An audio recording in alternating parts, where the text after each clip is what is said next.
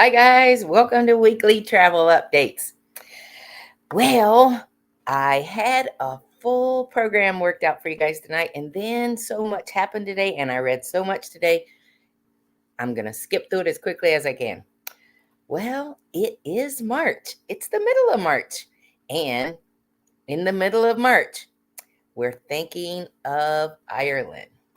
And this week, the Titanic came up, the subject of the Titanic. It seems that Jimmy Buffett's Margaritaville is toying with the idea of enhancing the Margaritaville #2 ship with things that would remind you of the Titanic because it's being produced in Belfast. And that's where the Titanic was built. Anyway, it is one of a kind, and there is an additional ship designer who really does want to bring back his version of the Titanic. It's going to be similar in size. They have got Titanic furnishings, period art, etc. And we can look for that possibly by the end of 2025. But back to Margaritaville. Until this guy came up and said, "Hey, I'm doing the Titanic too," it was kind of a joke. Now the Titanic 2 is a real thing, and Margaritaville is getting an upfit.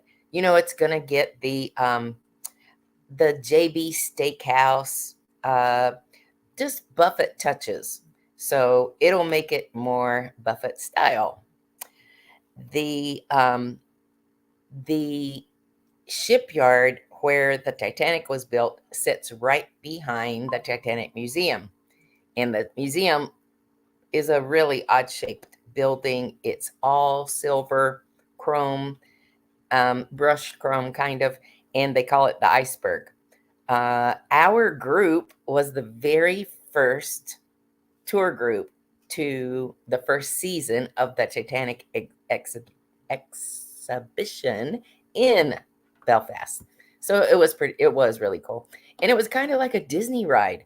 You got on and it took you through rooms, and holographs would appear with speaking parts, and they would address, a captain would walk into a stateroom and he would address the cabin attendant or ask for a cup of tea, and you would see the real the same patterns as they used then in the holographs. It was pretty cool. Anyway, it took you up to a second story. It went around. It took you down as slowly as it took you up. So it was not like a ride, but it was very interesting. The guy's name who wants to do Titanic 2 is, shoot, on the next page. I'll come back to that. Anyway, then to talk about Ireland, we should talk about Scotland as well. This week, Princess Anne went to the shipyard to see off a ship in Greenock, Scotland. The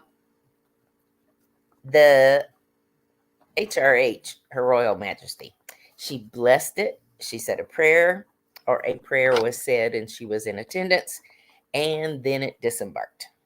It was just a really cool thing. If you were on that ship, I bet that would be very cool to have royalty come and see you off. And then all of this is taking place in spring break, and Carnival this week came out with new rules for spring break. And I mean, they are sending it out to all passengers booked during the spring break travel period so that there will be no confusion or no excuses if you break one of these rules and you're put off the ship. Parents, if you're not with that child or young adult, If they're put off the ship, they really must have a passport or they won't be able to fly back home. It can eventually be done, but it's a lot of work. So what they're saying is no speakers, whether it be plug-ins or Bluetooth, no chair hogs, only 750 milliliters of a wine or a champagne per passenger. And you can take a small quantity of canned soda. No bottles. Too many people figured that out. So no bottled or screw tops. And, remind travelers, young travelers, you're on a moving ship. And so no climbing on the railing. I think I told you a couple weeks ago about this lady, and she was not she wasn't somebody there on spring break. She was a mid 20s to 30-year-old lady, and I guess a guy actually probably talked her down from doing something critical. But anyway, no climbing. You'll get put off the ship in a heartbeat. They will have dogs. There will be drug sniffing dogs, and they are making a fact to say no CBD enhanced vapes or diffusers. Obviously, no marijuana, but they're getting serious about the CBD now as well.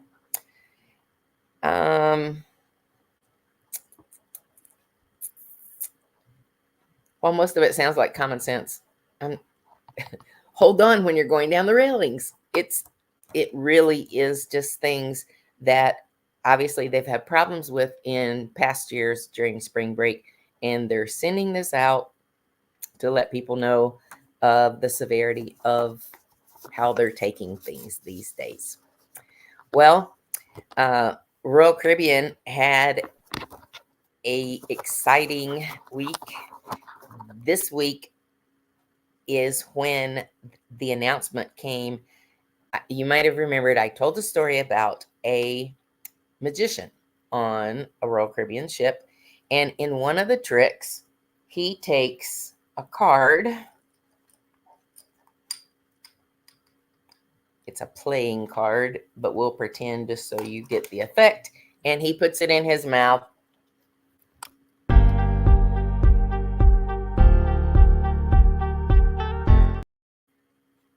He's passing it to somebody else, and she was a female.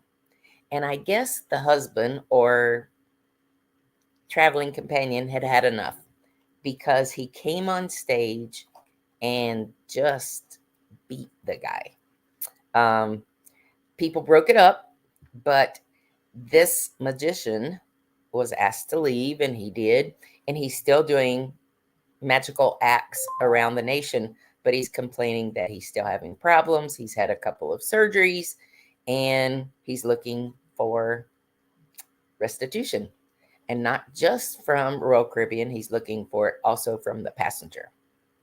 Tell me down below, what do you think of that story? It will set a precedent. It will set a precedent going forward. So we are in the cruise creator, travel creator side. We're anxious to see how this settles out. And the date was set in December. This happened last September or August, and the court date was set in September or December, and it's just getting ready to come up. So I'll keep you informed. Then I have to write notes now. The very first thing I saw this morning was about Iceland and how, oh my goodness, the lava flow has closed down Blue Lagoon, and it has crossed the freeway. Pretty scary. It has gone at 20. Hold on one second. It's now down to 20 meters. That might not be right. Hold on. It's down to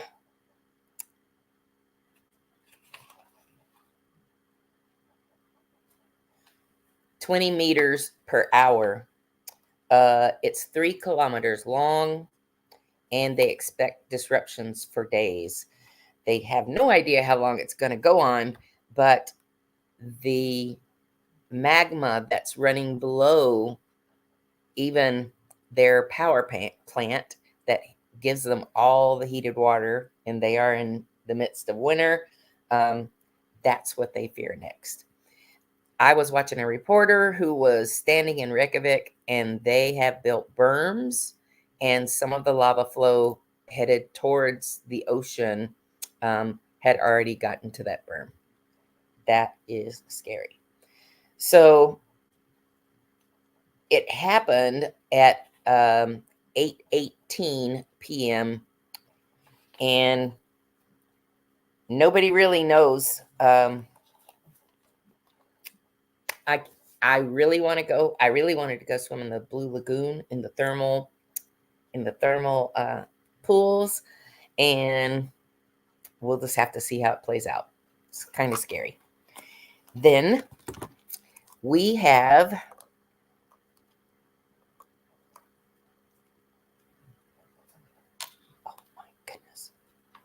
we have the subject I'm not sure how to broach is about the Temple Mount in Jerusalem. We are in March, the Ides of March, and now I was watching a live feed today through Google Earth of the Western Wall in Jerusalem. See, the Western Wall, the Christians and the Israelis believe that that is the Temple Mount. But Muslims believe that that is the place where Allah ascended when he left the earth. And so it's the third largest or the third most important holy site to the Muslims, and it's the first most holy site to the Israelis. So March has always been a time where there were challenges. And with the war going on, it was up in the air whether they would even open it to Palestinians, but they have, and we're halfway through the month and good so far. So pray for them. The operation from Netanyahu to say we will be rid of Hamas and we will continue strikes. I'm watching all of these YouTubes and news stories and news clips to be in front of you guys tonight, and it could flip. I mean, if it went the wrong way and Putin got involved, because there's Hamas is supporting Russia in the Ukraine, and they're supporting Palestinians or the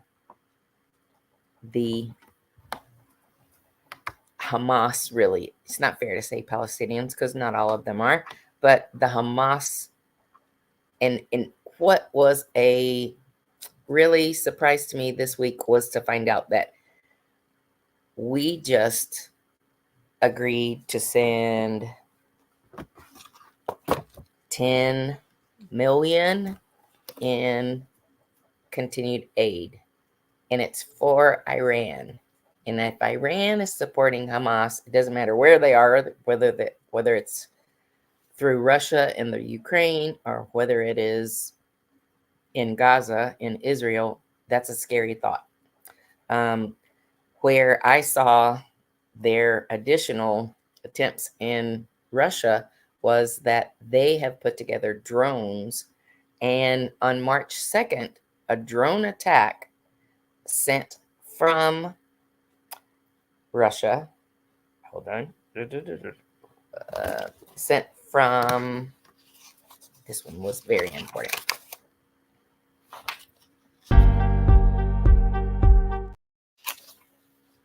Sorry. A drone attack set off by the Ukrainian defense got 7 of the 8 drones, but one drone got through, hit a 9-story apartment building. The reason that we hear about it and we don't hear as much about it on social media anymore is because now it's kind of under the acts of war between Russia and the Ukraine. But during this war, Russia has sent over 3,800 drones, and hundreds of miles east of Moscow, Hezbollah is teaching Russian civilians to operate these drones. They have 6,000, only 100 miles east of Moscow. And the sad part is nobody's being condemned for this. I heard this because a father of a child who was killed, his dad was a preacher. And so, I found the news story that way. But isn't it interesting what we are hearing and what we just shut out? Well, please do me a favor and pray for them. I will be. We're excited that we are getting in the last few weeks of being in the office and in the store. And while there's still a whole lot there, come down and see us. It's going out pretty quickly. We keep opening up new tubs of things that it's like, okay, Melinda, what's this?